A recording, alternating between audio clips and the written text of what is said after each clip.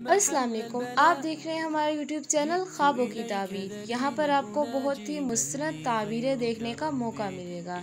हमारे चैनल को like, share and subscribe करना ना भूलिएगा। ख्वाब में हज करना। हज़रत इब्ने सीरीन रहमतुल्लाह अलैह ने फरमाया है कि अगर कोई ख्वाब में देखे कि इसने हज किया है तो हक़ ताला इसके नसीब में हज करेगा। अगर बीमार ये ख्वाब देखे तो शिफा पाएगा। अगर कर्जदार ये ख्वाब देखे तो कर्ज से निजात पाएगा।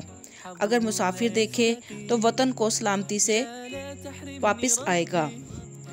अगर ख्वाब में देखे कि हज को गया है और हज नहीं कर सका तो इस बात की दलील है कि उम्र दराज होगी और काम निज़ाम से होगा। हज़रत इब्राहीम करमानी रहमतुल्लाह अलैह ने फरमाया है कि अगर ख्वाब में देखे कि हज को गया है और हरम शरीफ में लब्बैक कहता है तो इस बात की दलील है कि इसको खौफ और डर होगा। और अगर कोई देखे कि हज इस पर वाजिब हुआ है और जाने का इरादा नहीं किया है तो इस बात की दलील है कि ख़यानत करेगा। और अगर कोई देखे कि अरफे का दिन है तो दलील है किसी से सुलह करेगा। और अगर देखे कि खाना काबा में नमाज पढ़ता है तो दलील है कि बुज़ुर्गों से नफ़ा पाएगा और इसका काम बेहतर होगा।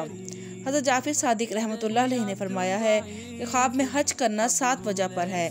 नंबर 1 निकाह करना, नंबर 2 कनीज़ खरीदना, नंबर 3 आदिल बादशाह की ज़ियारत करना, नंबर 4 नेकी, नंबर 5 नेक काम की कोशिश करना, नंबर 6 सवाब की उजरत पाना, नंबर 7 अहले इल्म की सोहबत में जाना।